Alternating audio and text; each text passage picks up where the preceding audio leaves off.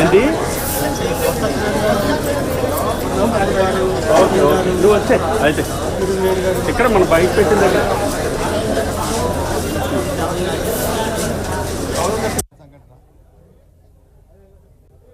ఏదో యాదృచ్ఛికంగా జరిగిన సంఘటన కాదు. ప్రభుత్వం తాలూకా నిర్లక్ష్యం వల్ల, ప్రభుత్వం తాలూకా వాళ్ళు అవగాహన లోపం వల్ల, వాళ్ళకున్న ఒక యథాలాపంగా ఉన్న వాళ్ళకున్న పబ్లిసిటీ మీద ఉన్న ఒక పిచ్చి వల్ల ఇక్కడ కానీ మనం జరిగిన తిరుపతిలో జరిగిన మైకంట ఏకాదశి ఇచ్చిన ఆ రోజు పాసల కోసం జరిగిన దొమ్మలాటలో కానీ జరిగిన సంఘటనలు ఉదాహరణ చాలా హృదయవిదాకరం చూసాం ఇప్పుడు అన్నీ కూడా.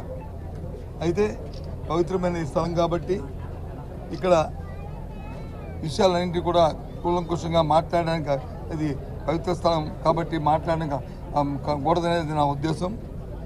4 గంటలకి మళ్ళీ మా క్యాంప్ ఆఫీస్లో ప్రెస్ కాన్ఫరెన్స్ పెడతాను. అక్కడ జరిగిన వాస్తవ విషయాలు, చూసిన విషయాలు ఇవన్నీ కూడా అక్కడ మాట్లాడడం సమంజసమైనది మేము ఆలోచన చేసి 4 గంటల ప్రెస్ కాన్ఫరెన్స్ పెడతాను. కానీ ఒక్క విషయం మాత్రం నేను చెప్పదలుచుకున్నాను.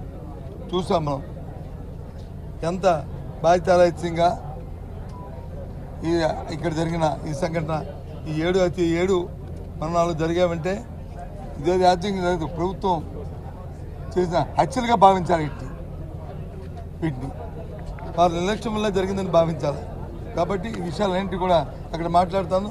ఆ భగవంతుడు, ఆ లక్ష్మీనరసింహ స్వామి ఆ చనిపోయిన ఆ కుటుంబాలకు ఆత్మస్థైర్యాన్ని ఇవ్వాలని, ఆ కుటుంబాలకి, ఆ ఆత్మలకి మరి భగవంతుడు వాళ్ళకి ఆత్మశాంతి చేకూర్చాలని మరి మనస్ఫూర్తిగా మరి కోరుకుంటూ సాయంత్రం 4 గంటలకు అన్ని విషయాలు కూడా అక్కడ మాట్లాడుకుందాం. ఓకే.